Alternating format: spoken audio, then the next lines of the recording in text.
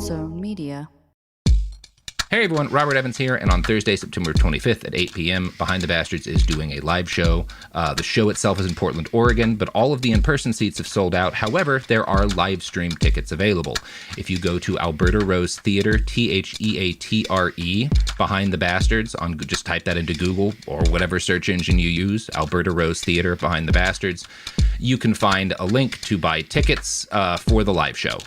This is to benefit the Portland Defense Fund, which helps bail people out who don't have, resources of their own. So it's a good cause. Tickets are $25 for the live stream version of the show. So please go to Alberta Rose Theatre, Behind the Bastards, and pick up a live stream show to check it out on Thursday, September 25th at 8 p.m. Oh my God, what time is it? It's Behind the Bastards 30 or whatever. I don't know. Not my best effort. This is the show about bad people, the worst in all of history, and to distract everyone from, honestly, just a disappointing introduction. I feel bad about it. The person that I feel worse when I'm incompetent in front of, my old boss, Dan O'Brien. Dan, welcome to the show. I'm so sorry. That's me. Don't apologize. I was hoping this was one of the episodes where we would shake things up and not do a bastard. Do you not do those? Just like cycle in a few? I do, for Christmas. Okay. Once a year. Rats. You want to come on for Christmas, Dan, and hear about a nice person? Just once. Just want to hear about one nice person. Well, that's not this week. That's not what we're doing this week. Although we are going to be learning a lot about what it was like to grow up in rural Tennessee in the 1940s, which, as a spoiler, bad. It was a horrible time to be a person. Okay, rats. So that's going to be fun. So Dan, who I forgot to introduce, my former boss at Cracked, one of the best writers and mentors that I've ever had in my life, and also writer for Last Week Tonight with John Oliver, where you have won not an Oscar and not a Tony, but an Emmy, right? Are you at 2 now? I really hate that you're making me do this. I am at 6 now. You're at 6? That's Jesus Christ. So, how did I miss 4? It's so rude that you made me do that. It's the worst thing in the world to correct someone on. Mm-hmm. No, I could have just let it go. No, Dan, you have to. Come on. We have my friend Patches on to celebrate his Grammy. We have to celebrate my award-winning friends. I love that episode. Mm-hmm. What a delightful person. Oh, yeah. Old Greasy Will. Old Greasy Will. Yes. Old Greasy Will, who will be listening to this. Well, Dan, I'm proud of you. Thank you. I'm really excited to take you through a dark and depressing story about one of the worst police officers that this country ever had. This is an iHeart podcast. Guaranteed human. Support for the show comes from Public, the investing platform for those who take it seriously. On Public, you can build a multi-asset portfolio of stocks, bonds, options, crypto, and now generated assets, which allow you to turn any idea into an investable index with AI. It all starts with your prompt. From renewable energy companies with high free cash flow to semiconductor suppliers growing revenue over 20% year over year, you can literally type any prompt and put the AI to work. It screens thousands of stocks, builds a one-of-a-kind index, and lets you backtest it against the S&P 500. Then you can invest in a few clicks. Generated assets are like ETFs with infinite possibilities, completely customizable and based on your thesis, not someone else's. Go to public.com/podcast and earn an uncapped 1% bonus when you transfer your portfolio. That's public.com/podcast. Paid for by Public Investing. Brokerage services by Open to the Public Investing Inc. Member FINRA and SIPC. Advisory services by Public Advisors LLC, SEC registered advisor. Generated assets is an interactive analysis tool. Output is for informational purposes only and is not an investment recommendation or advice. Complete disclosures available at public.com/disclosures. Time for a sofa upgrade? Introducing Anabay Sofas, where designer style meets budget-friendly prices. Anabay brings you the ultimate in furniture innovation with a modular design that allows you to rearrange your space effortlessly. Perfect for both small and large spaces, Anabay is the only machine-washable sofa inside and out. Say goodbye to stains and messes with liquid and stain-resistant fabrics that make cleaning easy. Liquids simply slide right off. Designed for custom comfort, our high-resilience foam lets you choose between a sink-in feel or a supportive memory foam blend. Plus, our pet-friendly, stain-resistant fabrics ensure your sofa stays beautiful for years. don't compromise quality for price. Visit WashableSofas.com to upgrade your living space today. Sofas start at just $699 with no risk returns and a 30-day money-back guarantee. Get up to 60% off, plus free shipping and free returns. Shop now at WashableSofas.com. Offers are subject to change and certain restrictions may apply.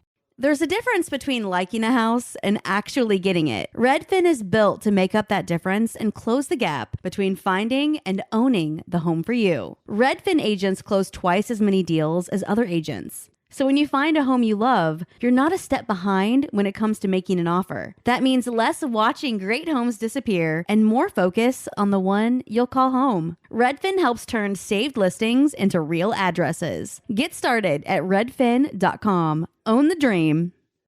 Hey, this is U.S. Olympic gold medalist Tara Davis Woodhull. And I'm U.S. Paralympic gold medalist Hunter Woodhull. As athletes, our lives are about having a clear path. And a team that you can absolutely trust. So when it came to getting the best mortgage, we chose PennyMac. PennyMac is proud to be the official mortgage provider of Team USA and you. Learn more at pennymac.com. PennyMac Loan Services, LLC, Equal Housing Lender, NMLS ID 35953. Licensed by the Department of Financial Protection and Innovation under the California Residential Mortgage Lending Act. Conditions and restrictions may apply.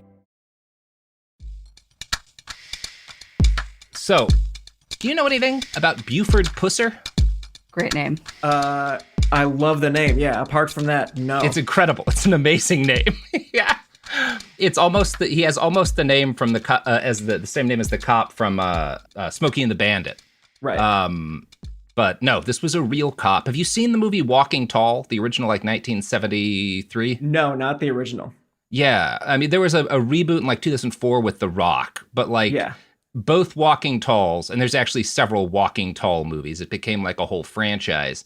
They're all based on a real guy, a real cop who up until literally like a year ago was almost universally viewed to have been like a hero. And his name was Buford Pusser. And it's a name that were you writing a screenplay, someone would be like, haha, this is a fine placeholder, but like no one's going to buy it for your bad guy character. We got to get a real name. Yeah. Yeah, I don't even know if like Buford or Pusser is more ridiculous, but like together, it just does not sound like a real person. Absolutely not. No, but no, it was a real man. And his story came out on film. The kind of like the shorthand version of the story is that he's this cop this like Tennessee cop who declared war on this like local organized crime group, the State Line Gang, who were like running gambling and prostitution and illegal liquor because McNairy County was a dry county. And he went to war. He smashed up their stills with like a baseball bat or just like a big, sometimes you'll just see him like wielding a log. And like, that's kind of Buford Pusser's legend, is this cop who went head to head with the mafia and like beat mafia guys to death with boards, basically. Right. Like that's the version of him from the movie. Yes. This is Hacksaw Jim Duggan. Yes. Adjacent. Yeah. Yes. Okay. Yes. Very much so. And he kind of became, because the movie comes out in 1973, and because he's supposed to be a real guy, there were a lot of news stories about this guy's actual exploits. And he is personally like the model that you get around the 70s and 80s of like the gritty, hard-boiled cop who he breaks the law, he doesn't play by the rules, but he gets results. Like Buford Pusser is the origin in a lot of ways of a lot of that mythos. Like he's not the only person it's based off of, but he's the real guy that a lot of that stuff gets kind of wrapped around. Like there's a lot of Buford Pusser and Dirty Harry, you know, like and it kind of makes sense that 73 is when this guy in his movie get famous and blow up, because, you know, 73 is when Nixon resigns. It's this period in which like crime is raising and Americans there's just like this general sense of exhaustion, both at like crime in the streets and crime at like the top of the country. So people were kind of craving this like just law paladin figure who didn't wait for, you know, the court system to catch up, didn't wait for the niceties of legality, just went right after the bad guys and took them down, you know? That makes a lot of sense. I do have to say, and I don't want to note you to death. You've come a long way since you were my intern, and the podcast is great, and everyone loves it. I will say, if you're going to say a sentence like "there was a lot of Buford Pusser in Dirty Harry," you got to leave some air. You got to give some space for someone to say something. You can't barrel on through after that. Really? I mean, I kind of just thought maybe we just let that lie. Okay. I didn't know. I don't know, Dan. These are the kind of life and death choices people in our field have to make. I'm ready for all your Pusser jokes and Buford jokes. He was played in 1973 by Joe Don Baker, which is actually sounds more like a real sheriff's name than Buford Pusser. Yeah. So before we get into this guy's story, I want to give you a little bit of like how he's known in pop culture before the myth gets busted, which really has just happened. Like in the last year or so, there's been a lot of like crimes that have been reinvestigated that Buford was involved in that has kind of tarnished his legacy. But prior to that point, here's how the LA Times described Walking Tall, which went on to make more than $40 million off of a $500,000 budget. During his 6 years in office, Pusser, known for carrying a big hickory stick he used as a weapon, fought a gang of bootleggers and conmen who were operating along the Mississippi-Tennessee state line. He was shot and stabbed on several occasions, killed a thieving female motel owner who ambushed him, and in 1967 was waylaid in his car by the criminals who shot him and murdered his wife, Pauline. Almost none of that's true, with the exception of the fact that he did get shot and stabbed on several occasions. All right. Everything else kind of open for reevaluation given the more recent facts that we've got. So I'm assuming that means like murdered, thieving woman. The parts of that are false. It's gonna bum me out, right? Right. Yes, the murder part is true. The other parts maybe a little less clear. His wife getting killed in an assassination may not have been exactly how it went down. It is worth noting, at the time, one New York Times reviewer called Walking Tall a fascist movie, and there's you can see that, right? Like it is fundamentally about how some people should just be allowed to do whatever to enforce the law, even if they have to break the law to do it, and that's not a great message. Joe Don Baker, who played Buford, describes the film's appeal as, quote, a response to people being sick of crime and politicians like Richard Nixon. They just wanted to take a stick and beat up on the government. And I think we can all identify with that urge. I just don't. But is it the government that Pusser is going after in the movie? Is it the government he fought? Is that thieving female motel owner Richard Nixon? I'm just so goddamn mad about Nixon. I'm going to go to this bar and beat up some people that I've decided are criminals. Yeah, I do. That's a very American thing. Like, I'm angry at the government. I need to see a huge man beat the shit out of poor people. Yeah. So as I stated, over the last few years, a growing body of experts has started to question the official story of Buford's life, and particularly the story of the night his wife was murdered and he was grievously injured. And so we're going to talk as much as we can about the real Buford Pusser this week. He was born Buford Hayes Pusser, and Hayes is spelled just wrong, Hayse. That's not how Hayes is supposed to be spelled. Nope, incorrect. I'm not happy about that. Really took me a long time to get over. On December 12th, 1937, to Carl and Helen Pusser at a farm in McNairy County, Tennessee. His dad's side of the family had come over from England in the 1630s, and his grandpa had settled in Tennessee in 1879 after leaving Georgia, where he had served in the Confederate military, probably. We don't know exactly, but we know that his brother died in a Union prisoner of war camp, so pretty likely.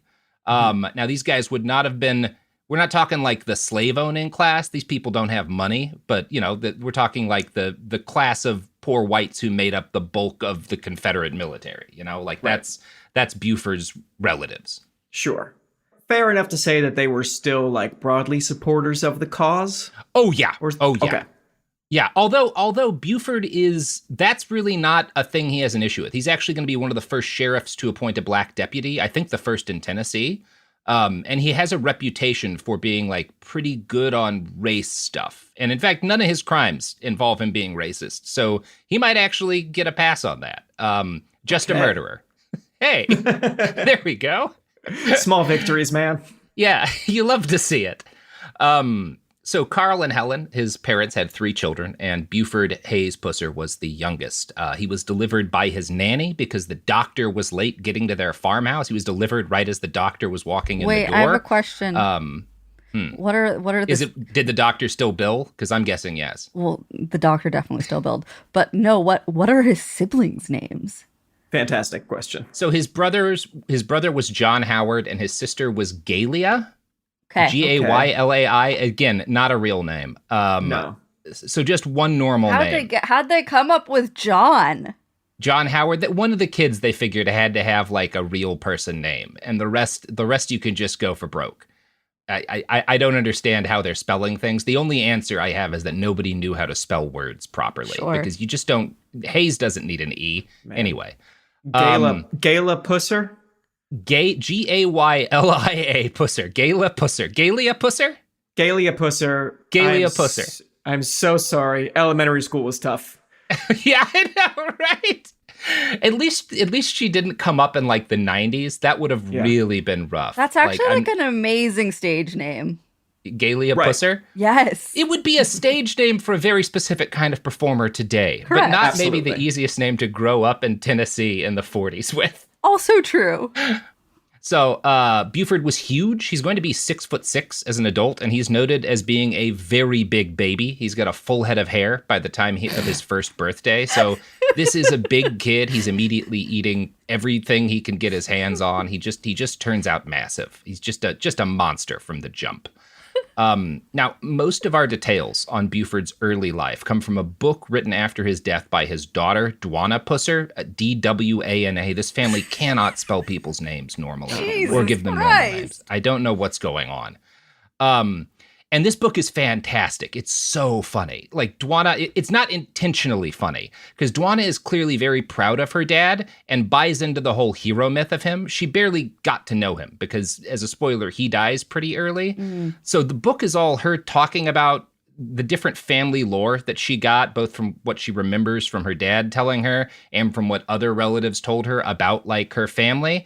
And she's clearly really proud of it and doesn't realize how horrifying everything that she's saying is. And so it's this like unintentionally terrifying narrative, and there's a lot of humor and like her describing these awful things that are happening to him and that he's doing as like, boys being boys, that's just how kids were back in the day.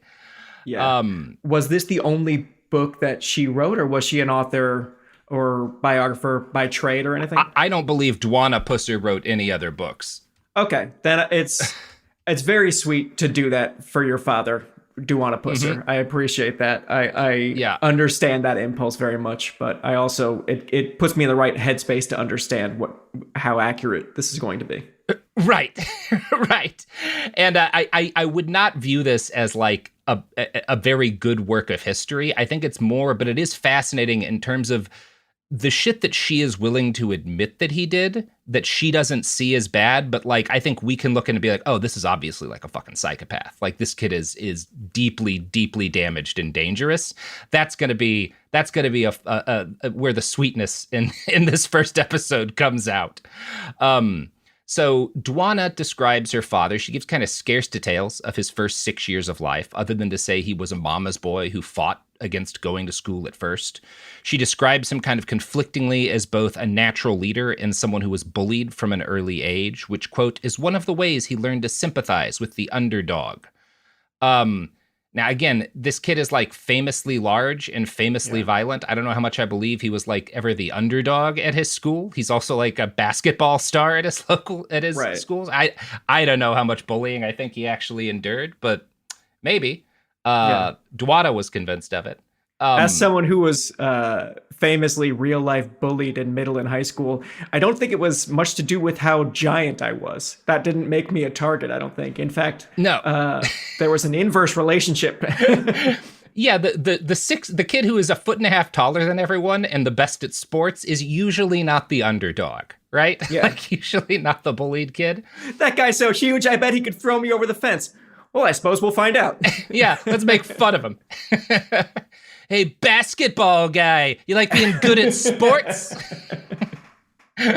So, family lore about somebody whose legacy became the subject of a successful series of movies and several books is notoriously inaccurate. But the family lore of that Dwana gives is that as a kid, Buford mostly socialized with women, right? She writes, girls were drawn to my father. He liked them too. As a child growing up in the 40s, he encountered the kind of traumas you'd expect. At age 8, he was walking with his siblings and their dog after a rainstorm, and they found the corpse of a neighbor girl his age who lived nearby and had drowned in a ditch. Like, this is just like a casual, like, yeah, he's on a walk one day after a rainstorm, and they find the dead body of one of their neighbors. Very Stand By Me. Lord. Yeah, it's a real Stand By Me kind of moment. And Dwana does describe this as upsetting to her father, but most of her stories of Daddy are related as lighthearted humor, even when the text of what's happening is, like, fucked up, to say the least. And I'll give an example here. By the time Daddy got to be a big boy, he was seeing the fun of playing practical jokes. I remember hearing about one he played on his granddaddy, Bliss Harris, who had come to stay with the family. Again, not a normal name among these people. They had an outhouse, and my great-grandfather Harris went outside to use it. Daddy knew he was in there. He fired a shotgun and rained a storm of pellets against the side of the outhouse. When his grandpa came running out with his pants hanging down below his knees, Daddy thought it was the funniest thing he'd ever seen. Holy shit. That's not a prank. That's just shooting it at your grandpa with a shotgun. Right. That's not a prank. That's shooting at someone. Yikes. And it's such a rich area that, like, oh, he went to the outhouse and pranks are in the air. I think, I bet I know where this is going. I bet he's going to shake it or do something like maybe tip over the outhouse, something with poop involved. But it's like, no, it's just standard pedestrian gun violence. No. He just fires a 12 gauge at his grandfather. The toilet is a non-factor, really. Yeah. That prank works in any setting. Yeah, he could have shot him anywhere. And he repeatedly throughout his life will use shooting at people with guns as the punchline of a joke. Like, that's one of Buford Pusser's favorite gags is, haha, I shot you and you got scared. Gosh, comedy was so easy back then. It really was. I mean, you could just get up in front of an audience, fire off a shotgun, and then, walk off to thunderous applause and probably some screaming. Yeah. Yeah, you get a Comedy Central Presents special off that. Yeah. I will say that if that's what, like, Joe Rogan and company were angry about, as opposed to not being able to say slurs, man, you can't even fire a 12-gauge shotgun at your grandfather anymore and get laughs. People just get angry. It's this fucking new woke bullshit. Not allowed to shoot at people as a joke anymore. Tragic. So Dwana tells another story about Buford's childhood church. It had no outhouse, no bathroom facilities of any kind. So I'm number one, it just sounds like a nightmare, like going to church, doing one of these long services. Churchgoers just had to go in the woods nearby if the need took them. And there was a side for men and another side for women. And Dwana goes on to relate this story. Daddy and his friend came across two little boys who were fighting, and one of the youths had just pulled a pocket knife from his pocket. Daddy calmly approached the kid and took it away from him, but not before the boy cut Daddy on the wrist. Daddy's friend ran and told Papa what had happened. Papa told the boy, "Why, son, he'll be all right." Sure enough, when he came back, Daddy had simply tied a handkerchief around his wrist and acted as though nothing had happened. So just like a casual knife fight at church, that's the attitude towards violence this guy grows up with. A church knife fight that he was trying to break up. End. Okay. Yes. And wound up getting stabbed. And yeah, when his friend freaks out, his dad is like, yeah, don't worry about it. It's just he just got stabbed a little bit. It's barely anything, Yeah.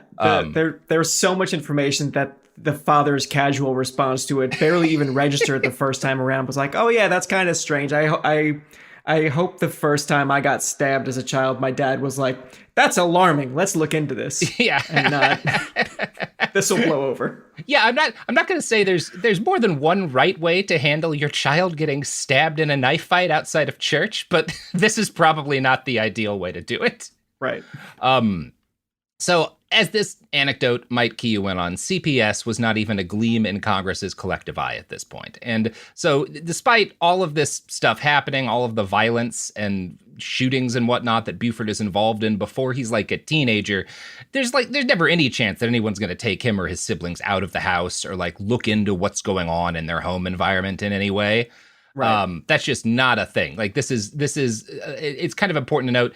I don't think this is a wildly weird upbringing for the time period, right? Like this, it's certainly not treated as one by anyone who lives around Buford. The family moves to Adamsville, Tennessee in 1951 when he is in 8th grade. Or I should say, His mom moved there, and she took the kids while Papa was away working on an oil pipeline. And the story that Dwana gives is that he refused to move, and so his wife made the decision for him, and he found out when he came back from the pipeline and his family was gone.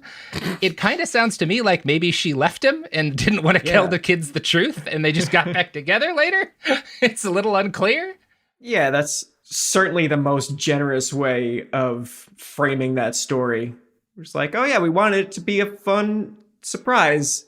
Yeah, we surprised Papa by fleeing from him and leaving the state. Literally.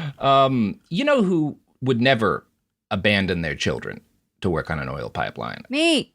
What do you? Yeah, my parents. I would. It's such a long list. Yeah, most people probably wouldn't. And among the most people is our sponsors. Ah. Yeah, that's what I was trying to do there, Dan. I know the game. I'm gonna fuck with you. Let's talk about modern home shopping. It's sort of become a fun side hobby, right? Scrolling listings at night, dreaming about kitchens you've never seen, or backyards you haven't even stepped foot in, all from the comfort of pretty much anywhere. Redfin knows a lot of people like you want to own, but are stuck in this browsing mode loop. That's where Redfin flips the script. With listings that update within minutes and tours you can book right from the Redfin app, you can see your dream home the moment it appears. Now, liking a listing is easy, but actually landing it, that's where Redfin comes in. Redfin has over 2,200 agents with local expertise. And Redfin agents close twice as many deals as other agents. That means they want to help you win, not just window shop. Redfin is built to help you go from just looking to wait, this could actually be home. So become the newest neighbor on the block. Visit redfin.com to start finding and start owning. That's redfin.com. Support for the show comes from Public, the investing platform for those who take it seriously. On Public, you can build a multi-asset portfolio of stocks, bonds, options, crypto, and now generated assets, which allow you to turn any idea into an investable index with AI. It all starts with your prompt. From renewable energy companies with high free cash flow to semiconductor suppliers growing revenue over 20% year over year, you can literally type any prompt and put the AI to work. It screens thousands of stocks, builds a one-of-a-kind index, and lets you backtest it against the S&P 500. Then you can invest in a few clicks. Generated assets are like ETFs with infinite possibilities, completely customizable and based on your thesis, not someone else's. Go to public.com/podcast and earn an uncapped 1% bonus when you transfer your portfolio. That's public.com/podcast. Paid for by Public Investing. Brokerage services by Open to the Public Investing Inc. Member FINRA and SIPC. Advisory services by Public Advisors LLC, SEC registered advisor. Generated assets is an interactive analysis tool. Output is for informational purposes only and is not an investment recommendation or advice. Complete disclosures available at public.com/disclosures. Sink into affordable luxury. Anabe is the only machine washable sofa, inside and out. With stain-resistant slip covers and a cloud-like frame duvet, everything goes right in the wash. Plus, the modular design lets you change the look of your space anytime. Visit WashableSofas.com to upgrade your home. Shop up to 60% off site-wide, with sofas starting at just $699 and a 30-day money-back guarantee. Shop now at WashableSofas.com. Offers are subject to change, and certain restrictions may apply. The new Chicken Bacon Ranch Street Chalupa is at Taco Bell. You can't get just one. Okay, so that's not like some marketing hyperbole. You literally can't get just one. They come in twos. So like, if you want just one, you're going to need to find a friend who loves slow roasted chicken, bacon, and avocado ranch sauce. Or a friend of a friend, or have an awkward conversation with a complete stranger to see if they're obsessed with chicken, bacon, and avocado ranch. Or you could just like eat them both because you're obsessed with slow roasted chicken, bacon. Okay, you get the idea. The new Chicken Bacon Ranch Street Chalupa is at Taco Bell. At participating Taco Bell U.S. locations for a limited time while supplies last. We're back, and Dan's fucking with me, you know? Why, Dan? What did I ever do to you? Well, this episode's got me in the mood for pranks, I guess. It's in the mood for a casual prank, like shooting a shotgun at your grandfather? Or getting stabbed at church. Classic pranks. We're going to hear some more good pranks in this episode. So, Adamsville, where the family moves in 51, is a comparatively large city. There's about 1,000 people there at the time. So they're no longer just out in the sticks. And Buford's earliest memories of life in the big city to him involved his mom getting increasingly paranoid about crime. Dwana Pusser just writes, quote, being new to city life, she didn't know what city folks might do, right? So they moved to the city and she's heard all of these. It's kind of familiar to today where like kind of rural, more conservative people hear a bunch of horror stories about how violent and dangerous the big city is. Sure. And so when they get to Adamsville, she's just prepared for everyone to be a monster. And one night, soon after they move there, when she's alone with the kids, someone knocks on the door. And her immediate move is to threaten to shoot whoever's at the door. And then that person knocks again. And here's what Dwana writes, quote, the noise started up once again, and sure enough, Mama fired her shotgun through the door and went back to bed. The rest of the night was silent. The next morning, she got up and found the family cat stone dead on the front porch. God. Incredible. I mean, thank goodness it was just the cat. Good Lord. Thank God it was just the cat? Yeah, that your husband didn't come back or something? Or just a neighbor being like, let's welcome you to the neighborhood. Yeah, I brought a pie. Also, sorry to the cat. Yeah. And there's so much information about the character of his mother because we get very little explicit, but just from the fact that her response to noise is to shoot through the door and then not check. Yeah. It's like she doesn't open the door, she fires a shotgun through it and then goes to bed. Like that's wild. That's if I have to get up to pee, I'm not going back to bed. I'm just up and tossing and turning for a while. God bless her. The inner peace that she has. Yeah. She just, as soon as she shot, she was like calmed out. That like, spiritually cleansed her. It got her into that yogic state. She was able to reach nirvana after murdering the family cat. And you have to imagine, again, this is all like related as these funny anecdotes by Dwana. That has to have an impact on the kid. Your mom shooting the family cat to death in the middle of the night, ranting about crime. Now, the fact that his mom is so paranoid about crime in this period of time would not have been out of place for the time in the area. The end of World War II had brought an economic boom to the whole country, and obviously Tennessee and Mississippi and the border regions of those states, which is where the Pusser family lives, like were included in that boom. But all of that money also brought in organized crime. Now, traditionally in the region, like the big hub of sin and vice had been Phoenix City, Alabama. But in the mid-50s, the attorney general of the state was assassinated by mafia-related guys, and the governor declared martial law and sent in the National Guard to like actually deal with like the organized crime problem in Phoenix City. And this cleared out Phoenix City, but it sent all of these guys who had been set up there fleeing for other areas. And a lot of them wound up settling on kind of like the state line in McNairy County, right around where Adamsville is, right? So that's kind of like the inciting incident to why there was a surge in crime in and around Adamsville in this time, is all of these guys had been cleaned out of Phoenix City, Alabama, and so they'd had to relocate. The consistency of criminals where they get kicked out of their town and they can start over and do whatever they want, and they just decide to still do crime is genuinely admirable. If I was forced to flee and go somewhere else, I would just like be a different guy. I don't know, Dan. Like when the old place, when Cracked fell apart, we all wound up getting jobs writing and doing comedy of some sort. I imagine it's the same if you're like a pimp, where you get busted. You're like, well, this is what I have 10 years experience doing, you know? That's true. Yeah, there's a lot of similarities between pimping and internet comedy, Dan. Absolutely. Mostly hats. That's 90% of it. And famously, neither is easy. No, but they are both necessary, obviously. We could go on. So in the 1990 book, The State Line Mob, author W.R. Morris, and that's if you're looking at like a broader history of organized crime in the Southeast, The State Line Mob is a good book for that. W.R. Morris writes that this crackdown basically causes a criminal diaspora, and a significant number of gangsters settled in the state line joints when authorities closed the gambling casinos and whorehouses in Phoenix City. So that's part of why they picked the state line is that in McNairy County is still a dry county. Like alcohol sales are illegal, which means when they're kind of looking where are we going to go from Phoenix, they're like, well, we can still bootleg in McNairy County, you know? Yeah. So that's an easy choice. Like there's a whole extra business here that doesn't exist in most of the country because the state's still trying to keep a lid on this. So there's money for, making moonshine and smuggling booze. Again, see the documentary Smokey and the Bandit if you want to learn more about smuggling alcohol through dry counties.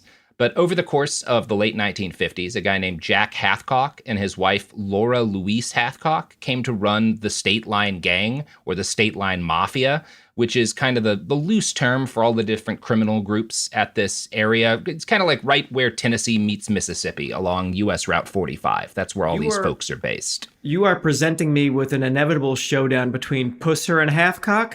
I am. Yes. Okay. Yes. No. The woman who is said to have ambushed him that he had to kill is Laura Louise Hathcock. Right. Excellent. Okay. No. So the Hathcocks and the Pussers, famous family feud. I know. As they were the first time they were writing history, someone was like, we simply can't. I know it's the past, and all of our names are different. Just make it Hatfield and McCoy. Just do something else. That would be like the studio note if you were trying to do a movie about these people in the like trying to reboot it. They'd be like, okay, we got to change the names. Yeah. For one thing, the audience can't watch The Rock. And that's why when they did the 2004 reboot, The Rock was not named after the actual sheriff. They're like, we can't have this guy calling himself Pusser on screen for an hour and 40 minutes. That's not going to work for anybody. Right, we're aiming for a PG-13 here. We can't have Pusser said more than once. We've got to lock that down. And people will just be confused about Buford because that's not a name that we let kids have anymore. Yeah.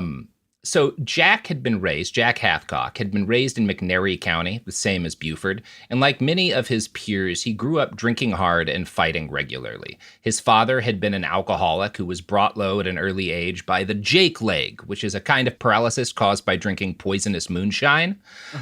Since Prohibition had hit right when Jack Hathcock was a teenager, he immediately, it's like I was saying earlier, his whole like CV is crime. Like from the time he's like 15, he's smuggling liquor, he's running moonshine. He's literally like selling moonshine to his classmates in his grade school when he's in like 7th or 8th grade.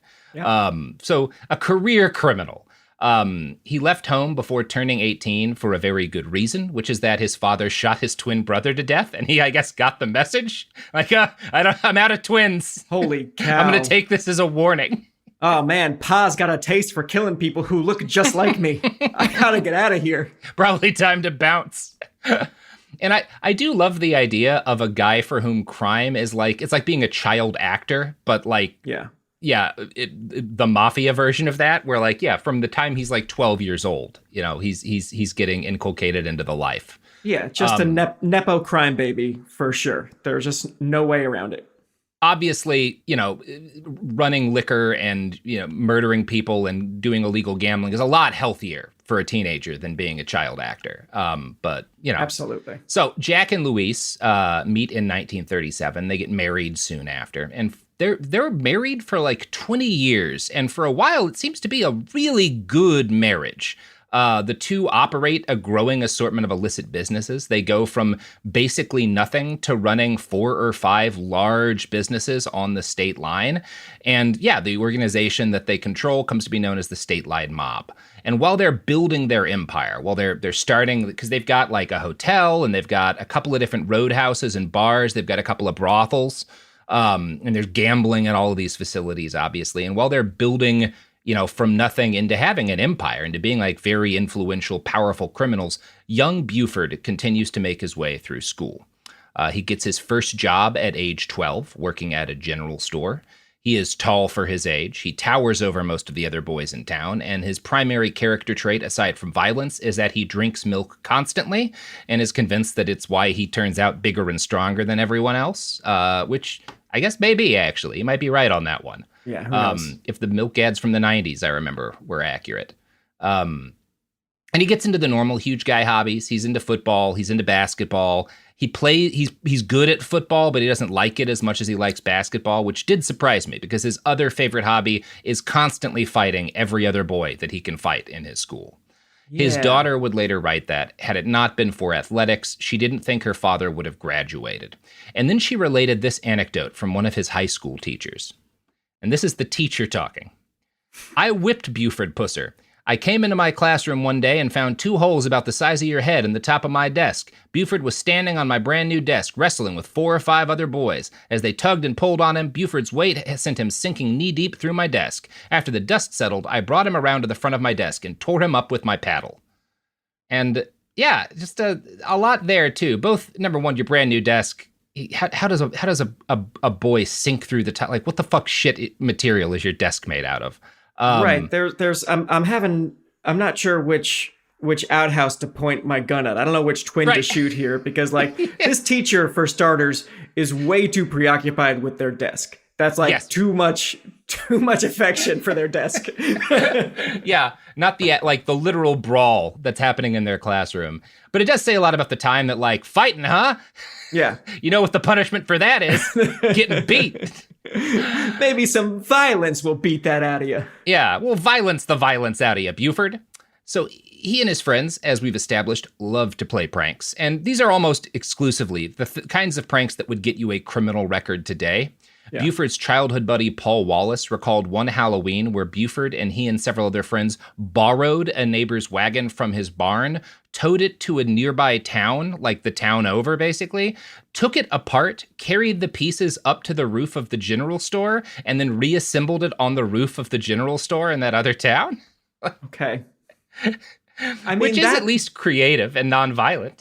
That does resemble a prank to me. That's the kind of prank I can get behind.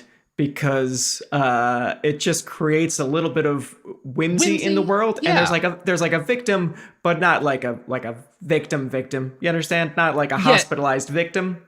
Right. No one's killed or maimed or injured. There's no permanent property destruction. You've created a conundrum for somebody, but it's an amusing one. This will be the only real prank that he ever plays. Buford spent the summer of his junior year working on a pipeline in Oklahoma with his father. And this is actually something he begged his mom for permission to go work on an oil pipeline. And she only agreed on the grounds that once he came back for class in the fall, he'd have to work extra hard to get his grades up to passing. So working on an oil pipeline is like his reward for promising to study harder. Yeah. Very different time and a very different kind of person. Yeah. It was Sonic the Hedgehog for me. That was my pipeline. Yeah. Yeah, I guess it was Warhammer 40,000 miniatures for me. Yeah. So yeah, we had similarly difficult upbringings to Buford. Mm-hmm. You know, I would say those are like equal experiences. Playing Sonic the Hedgehog or gluing models together and working on an oil pipeline in the 40s or 50s. Yeah. So he comes back from the oil pipeline, and he's as good. He follows up with his promise to his mom. He does put in more work. His grades go up well enough that he's able to pass. However, the final months of his time in public school also saw a continued escalation in the severity of the violent encounters that he had with his classmates. His friends later recalled that Buford and his crew had a feud with a group of boys from the nearby community of Savannah, and this other gang of boys was led by a kid nicknamed Big Red Hubbard. Both crews would drive through each other's territory, speeding and heckling each other to try to provoke a fight. Like, they'd drive past and they'd all be piled in one guy's vehicle. They'd throw some shit at you and try to get you to follow them or something, right? And one day after they drove by, Buford runs off after them. And then when he comes back a few minutes later, he's got a wound on his leg, and he tells his friends that he had been stabbed in the leg by a member of Big Red's crew. Mm-hmm. Now, this was a lie. Buford had cut himself taking down a volleyball net earlier, and just, I guess, had saved up the injury, had avoided talking about it until Big Red's crew went by, and then he runs off. I think he probably reopens the cut and is like, "Look, they fucking stabbed me." Sure. And he does this. His daughter's explanation is that he decided to lie and say that they had stabbed him because the lie would be then, quote, the foundation for some future mischief. And this is what one of his friends, Paul Wallace, this is how he describes the mischief that comes later. A few days later, Buford told his mother that I wanted to borrow his daddy's shotgun to go squirrel hunting. Those squirrels just happened to live in Savannah and liked to play pool and drive fast. Right. Buford spotted the car of the Savannah squirrels and let go with 9 shots into the back of that car. It was like a Wild West show. We then drove off a little down the road and hid next to the river bottom near the levee. We were sure that any minute we'd hear police sirens, but nothing happened and nothing was ever said. Man, as much as we've established that Halfcock was a born crook. This big giant pusser is a born cop. That is some very sophisticated cop creation of reason to do violence against people you don't like. That is some really early instincts that will pay sweeping dividends for him down the line. Yeah, it is amazing that like his immediate instinct as a kid is like, I have to first set up a justification for this as some kind of self-defense. And then I'm going to do what is just a drive-by shooting, right? Right. And I feel the need to emphasize, he fires 9 shots out of a shotgun.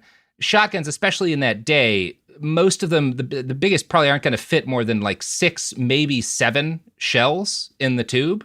Like that's kind of the max, and it was probably less. I don't know exactly what he had. What I'm saying is that he reloaded to continue shooting into their car at some point. Like this was not like a spur of the moment thing. This was like planned with malice aforethought, right?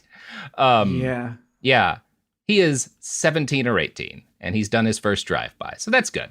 Holy cow. And yeah, as you said, like a very cop-style drive-by. Yeah. And this anecdote, like all these others, is described by his daughter as like boys being boys. And like a drive-by shooting is not boys being boys. Absolutely not.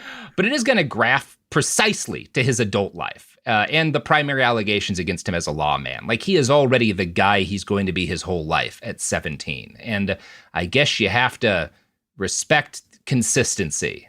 I don't know if respect is the right word, but he's certainly consistent. Yeah, but he's consistently like, shit. Yes. I'm not going to respect that. I feel like it makes me a hypocrite to like the criminal hustle and for some reason not his cop hustle. But I guess I'm okay being a hypocrite in this direction. Yeah.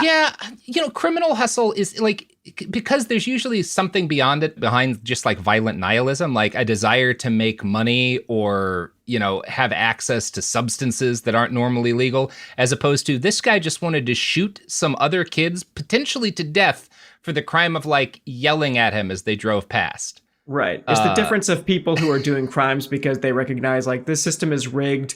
Everyone's robbing everyone. I'm going to do it too.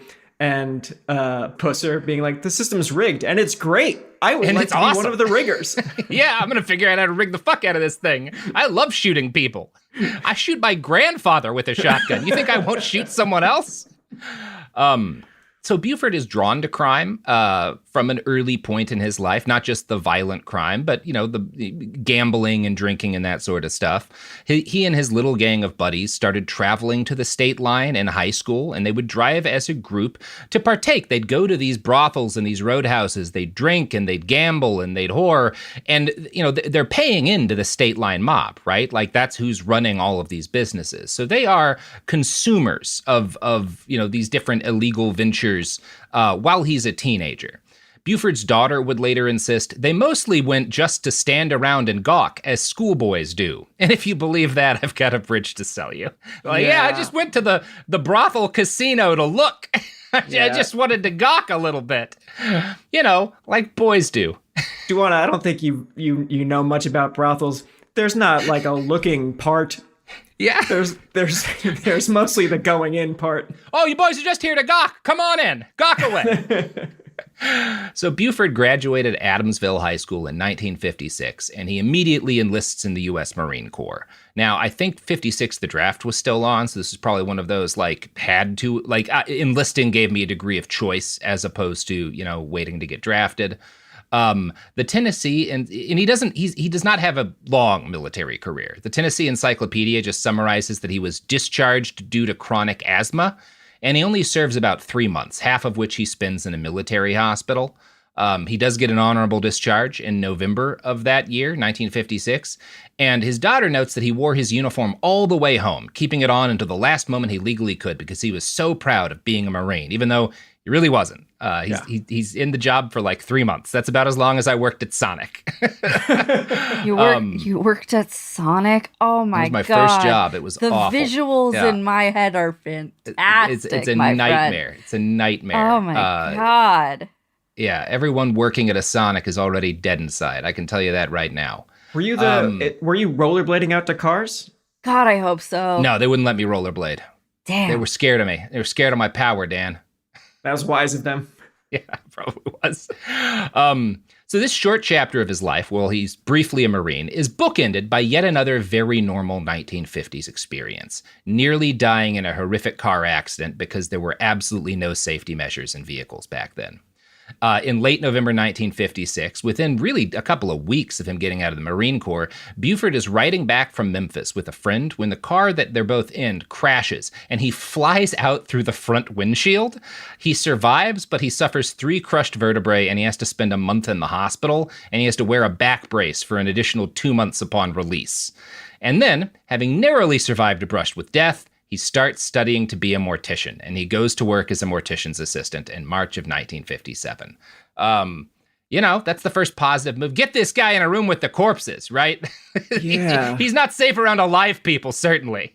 Yeah, this does, at the risk of saying something positive about this massive Pusser fella, that is one of the most interesting decisions coming from a person who I don't think sounds very capable of like thoughtfulness or introspection. Like crime to Marines to cop is a path that makes sense to me, but surviving a terrible accident and then being drawn to the work of mortician is I don't know. There's something kind of poetic about that to me. There's something that shows he's got some like real like inner thoughtfulness and pathos to himself that I didn't initially give him credit for.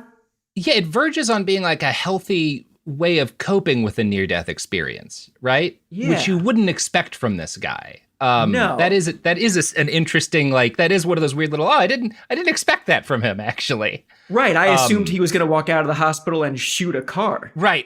Yeah, like to start a one-man war against automobiles. He does shoot at some cars in this story, Dan, okay, but that's phew. not, he doesn't do it in vengeance for the accident. He actually seems to be pretty good as a mortician's assistant at first. He takes a weird degree of pride in his work. Dwana relates that he would periodically call his mom over to the funeral home to look at the corpses of strangers that he felt like he'd done a really good job embalming. Like, Mom, you got to check out this dead lady or this dead guy. Like, I know you don't even know him, but like, come over here. Like, look at this corpse. Look at how good I am. He looked better alive, but like, yeah. I did a pretty decent job. Pretty good job. Yeah. Also, like as sweet as it is that he takes pride in his work, if I died, even if the mortician's assistant thought he did a really good job, don't like show me to people. I don't want that. I don't want your relatives to come in and be like, oh yeah, you really nailed it. Literally. Oh yeah, great work. No, yeah. So morticians, make a note of that. And also make a note of these products and services, because if you're a working mortician, you get 10% off the next ad that comes on the podcast. Wow, that's huge. I can't actually promise that. Would be cool. Let's talk about modern home shopping. It's sort of become a fun side hobby, right? Scrolling listings at night, dreaming about kitchens you've never seen, or backyards you haven't even stepped foot in. All from the comfort of pretty much anywhere. Redfin knows a lot of people like you want to own, but are stuck in this browsing mode loop. That's where Redfin flips the script. With listings that update within minutes and tours you can book right from the Redfin app, you can see your dream home the moment it appears. Now, liking a listing is easy, but actually landing it, that's where Redfin comes in. Redfin has over 2,200 agents with local expertise. And Redfin agents close twice as many deals as other agents. That means they want to help you win, not just window shop. Redfin is built to help you go from just looking to wait, this could actually be home. So become the newest neighbor on the block. Visit redfin.com to start finding and start owning. That's redfin.com. Support for the show comes from Public, the investing platform for those who take it seriously. On Public, you can build a multi-asset portfolio of stocks, bonds, options, crypto, and now generated assets, which allow you to turn any idea into an investable index with AI. It all starts with your prompt. From renewable energy companies with high free cash flow to semiconductor suppliers growing revenue over 20% year over year, you can literally type any prompt and put the AI to work. It screens thousands of stocks, builds a one-of-a-kind index, and lets you backtest it against the S&P 500. 100. Then you can invest in a few clicks. Generated assets are like ETFs with infinite possibilities, completely customizable and based on your thesis, not someone else's. Go to public.com/podcast and earn an uncapped 1% bonus when you transfer your portfolio. That's public.com/podcast. Paid for by Public Investing. Brokerage services by Open to the Public Investing Inc. Member FINRA and SIPC. Advisory services by Public Advisors LLC, SEC registered advisor. Generated assets is an interactive analysis tool. Output is for informational purposes only and is not an investment recommendation or advice. Complete disclosures available at public.com/disclosures. Sink into affordable luxury. Anabay is the only machine washable sofa, inside and out. With stain-resistant slip covers and a cloud-like frame duvet, everything goes right in the wash. Plus, the modular design lets you change the look of your space anytime. Visit washablesofas.com to upgrade your home. Shop up to 60% off site-wide, with sofas starting at just $699 and a 30-day money-back guarantee. Shop now at washablesofas.com. Offers are subject to change, and certain restrictions may apply. Flag football is exploding, and iFlag is leading the way. As the Guinness World Record holder, iFlag hosts premier flag football tournaments nationwide for boys, girls, high school girls, and adults. From first-time players to elite competitors, iFlag delivers top-level competition, unforgettable experiences, and a community built around the game.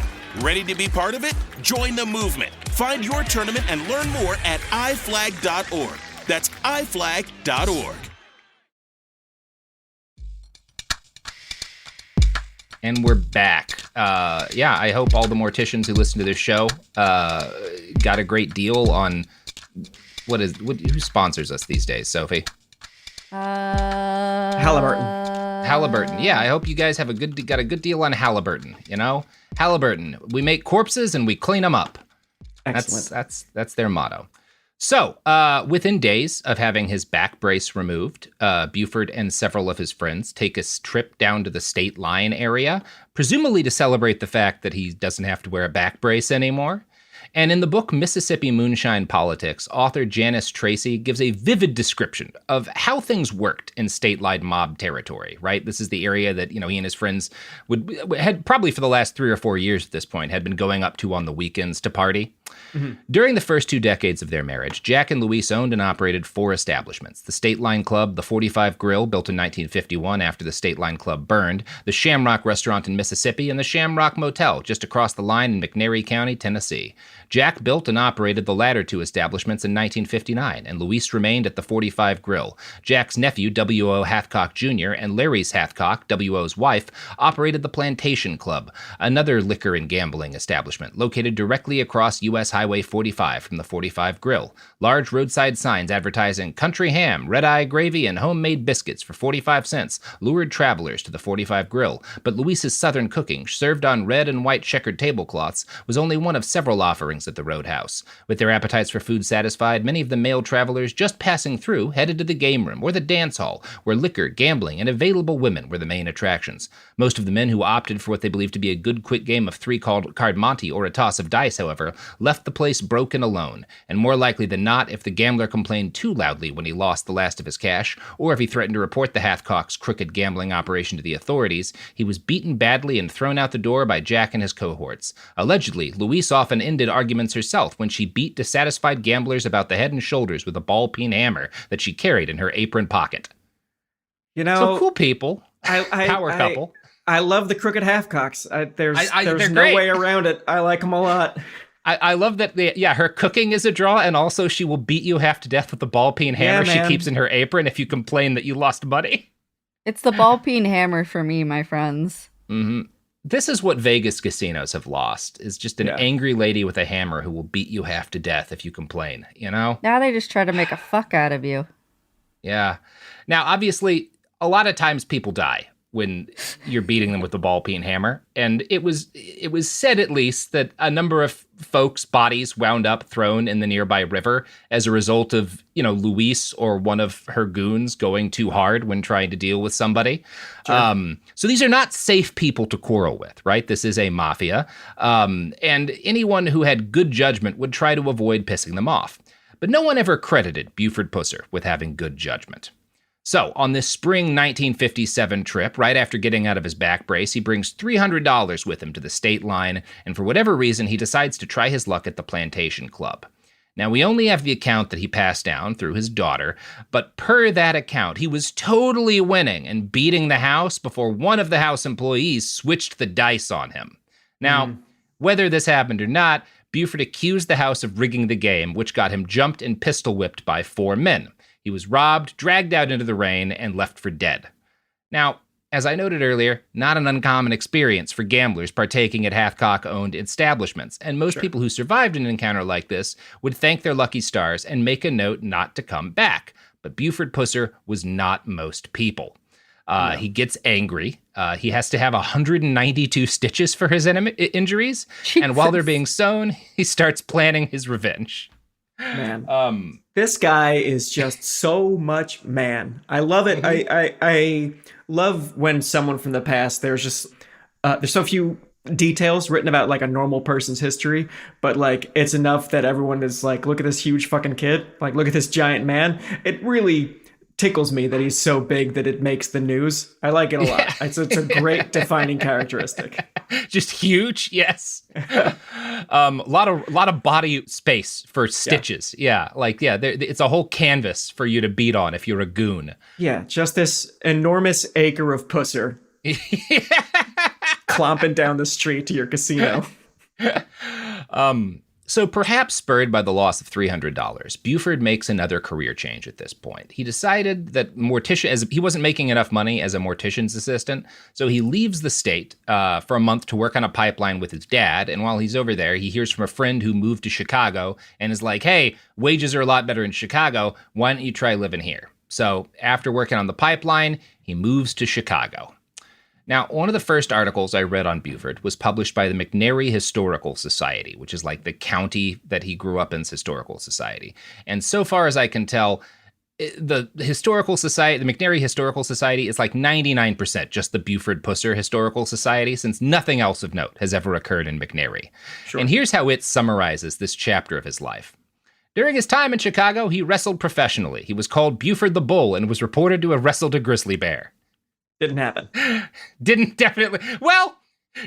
happen, but was a little closer to having happened than you'd expect. Although, as you'd expect from a county historical society, all of these details are like wrong in their specifics, because he does fight a bear, but it's not while he's in Chicago. Okay. And this brings me to my favorite chapter of the Buford Pusser story. You will hear anytime you run across like a popular history of the man, like a news article or just like an internet clickbait article talking about the walking tall guy, you'll hear the claim that he wrestled and beat a live grizzly bear. The claim is repeated by the Sheriff Buford Pusser Museum, by a bunch of different places. And while Buford was a big guy, I just couldn't believe that he actually... It's very rare for a human being to fight a grizzly bear and win. You can find some cases of it. The only ones I've found where it wasn't like a man with a gun is like somebody hits the bear with like a huge log and manages to do it in just the right place. So wrestling a grizzly bear just seems physically impossible to me. And I couldn't find any more detailed claims about what he'd actually done until I ran his daughter's book, Walking On, which says that the match, she claims there was a match against a bear, but her description of it is a lot less impressive sounding. Number one, this doesn't happen when he's in Chicago. This is when he's in his like senior year of high school. Quote, a summer carnival came through the area. The bear's owner had a gimmick where he challenged local boys to wrestle his black bear. Daddy pinned the bear. He would later say it was just a little bear that didn't have many teeth or claws. Okay. I'm still choosing the bear. Yeah. Again, the details this gives you about this time in American history and place where it's like, yeah, this carnival owner who just traveled around challenging teenagers to fight his pet bear. Right, like a completely harmless bear that he's charging boys to pin for bragging rights makes so much more sense than... Exactly. Yeah. Because like it number one, black bear, much smaller than a grizzly, but also it sounds from her description like this is a sick bear. Maybe it had its teeth and claws like removed. Like people did shit like that. So I wouldn't be surprised if this was like a purposefully crippled bear that, this man kept around so that teenage boys could pay to fight it and feel like badasses. Yeah. But that does give you an idea also of like when we're looking at the myth versus the reality of Buford Pusser. like they're all kind of this level of off where like, yes, there is like an actual real story there. He did fight a bear at one point, but it's not as impressive as it sounds initially. Right, he fought a bear, but so did anybody else who had $4. Right. The bear was sick and dying and had been like purposefully hobbled so that he could beat it. Yeah, much less impressive. Yeah, it's similar to the stories that I shot a clown in the mouth so hard that its brain exploded. I mean, it was at a carnival and it was a water gun and it was a balloon, but like enough of the details are true. Right. Yeah. That you could base your whole legendary career off of that time you shot that clown. I do think we've lost something as a country in that it's no longer acceptable or legal for a man to wander around with a pet bear and challenge teenagers to fight it. Like we are missing something as a nation now that we've lost that. And it does make me sad, Dan. It's such a fun time in American history to just come up with businesses and just be allowed to do them. Oh yeah, so there just weren't any rules back then, huh? You could just do anything. I'm just saying, if that still existed, we might have a different U.S. Secretary of Human Health and Human Services. That's absolutely true. If that still existed, Cool Zone Media would be entirely about challenging teenagers to fight bears. But I wouldn't have no beat up black bear. I'd bring a real grizzly, you know? Like we're leaving a body count behind when these kids I feel your business would be less popular. It would make a real splash early on, and then people would be like, this is he's just feeding teenage boys to bears. So we will talk about Buford's career as a pro wrestler, because soon after moving to Chicago, he does start wrestling, and he is like moderately successful at it. But first, we're going to talk about and close this episode talking about the most fateful connection that Buford would make during his time in Chicago. He met Pauline Mullins, the woman who would become his wife. Now, at the time they meet, she's already been divorced once and has 2 kids from her first marriage. But this doesn't dissuade Buford, and the couple were married on December 5th, 1959. Wow. Just a little over a week later, Buford Pusser would return to the state line for the first time in 2 years. So he gets married, and a week later, he drives up to the state line where he had gotten beat up and nearly killed, a year or so before. And he drives up on December 13th with 2 friends with the plan of ambushing W.O. Hathcock Jr., the owner of the Plantation Club, and beating the shit out of him. And they wind up catching him alone, and Buford bashes his head and nearly kills him with a fence post. This is the origin of like the myth. You're a married man now. You can't hold grudges post love. I don't understand. No. A week later, like he's supposed to be on his honeymoon, but he's like, no, I've got to bash a man's skull in with a fence post. And this is the origin of like the story, like the myths that you'll see of him, like, even if you look at the poster of the 2004 the Walking Tall with The Rock, he's got like a big fucking stick in his hand or something. Like that's the one thing everyone knows about Buford Pusser is he fought crime with like fucking logs and baseball bats. Right. The real story is that he and his friends ambushed a man who was alone, and while they held him down, he bashed this guy's head in with a fence post. And it wasn't because he hated crime. It was because he had been committing crimes badly and they'd beaten him up earlier. Yeah. You lost at a casino. A legal casino. The oldest tale in the book. And maybe they switched the dice. Maybe they didn't, and it's just casinos win because casinos win. It's like you lost or you were fooled. Those are like not reasons to hold the grudge for a very long time. Yeah, or certainly not to beat someone's head in with a fence post. Yeah. The fact that he has to pass on to his daughter that like, actually I was winning first and then they switched the dice. Like, I think he probably just were drunk and lost your money gambling. But I don't know, maybe you were too good at gambling and they had to switch the dice on you. Yeah. I just don't particularly trust that version of events. I trust about as much as I trusted the grizzly bear story. I'll say that. Mm-hmm. But this is where part 1 is going to end. Buford Pusser has just, like, he's turned this from normal business, oh, this guy got drunk and was kind of a dick in our gambling establishment, so we beat him up, to now we, the Hathcocks, have beef with this kid, Buford Pusser, right? Because he has now tracked down and ambushed and badly beaten, like, one of our lieutenants. So that has started, as has his married life, in the end of part 1. And we'll talk about the rest of Buford Pusser's story in part 2. Dan, you got anything to plug? I do. We've talked about the show last week tonight, but also Quick Question is the podcast that I host with Soren Bowie. He will be familiar to those of you who used to watch us on the YouTube show After Hours or read our work on crack.com, where we both lived for about a decade. I write for Last Week Tonight. Soren writes for American Dad. Sometimes we talk about being TV writers. Sometimes we do the kind of pop culture analysis that we used to do at Cracked and on After Hours. Sometimes we tell inside Hollywood stories, but mostly we just are friends who talk on the phone, and you get to listen in on it for an hour every week. And it's free. It's on YouTube and everywhere you get podcasts. It's called Quick Question with Soren and Daniel. I wrote this down because I have been ordered by our business guy to plug the podcast because I frequently forget to do it. You've got so many great stories of... And yeah, I didn't realize that, he'd killed those people, but apparently so, Dan. Shit. Yeah, stuff like that on Quick Question.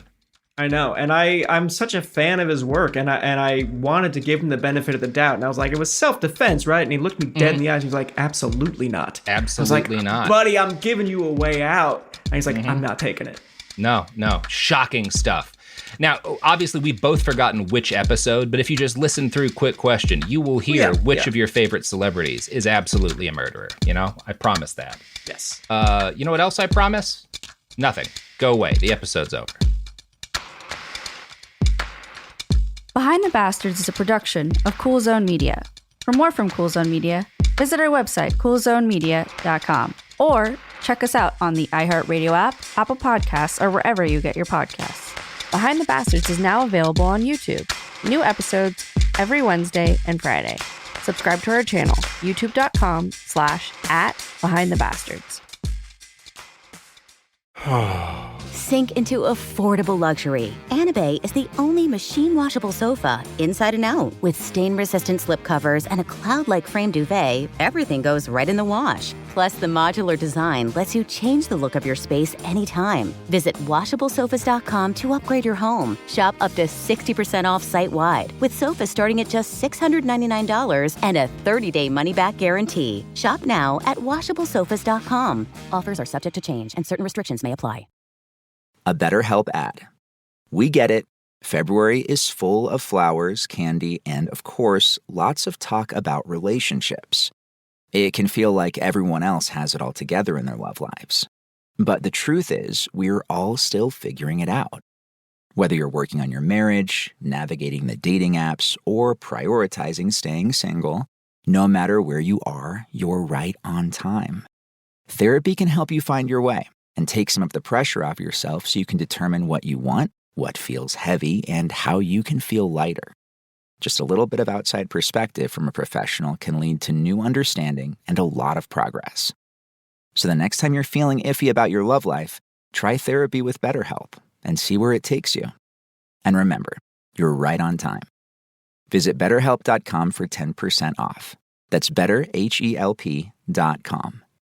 Flag football is exploding, and iFlag is leading the way. As the Guinness World Record holder, iFlag hosts premier flag football tournaments nationwide for boys, girls, high school girls, and adults. From first-time players to elite competitors, iFlag delivers top-level competition, unforgettable experiences, and a community built around the game.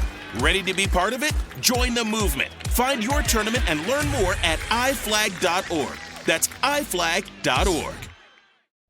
This is Radhi Devlukia from A Really Good Cry. I absolutely love being outdoors, even if it's just stepping outside for a bit of fresh air between meals or taking a mindful walk to clear my head. But the one thing that can really ruin that is when my feet feel cramped in my shoes. So I switched to ultra running, and honestly, it makes such a difference. What I love most is their signature Ultra Fit Comfort Balance Strength. They have this roomy toe box that lets my toes actually spread and move naturally, so I really appreciate that. And I feel more grounded and balanced with every single step. It's like my feet can finally do their job, using all those little muscles that make me feel stronger the more I move. Whether you are a marathon runner, beginner, or advanced, or just getting outside to train, Ultras have become my go-to for running and moving mindfully. They fit so well, they're so comfortable, and they just move with you. Shop now at ultrarunning.com and use my code CRY10 for 10% off. That's ALTRA running.com. Experience Ultra and stay out there. This is an iHeart podcast. Guaranteed Human.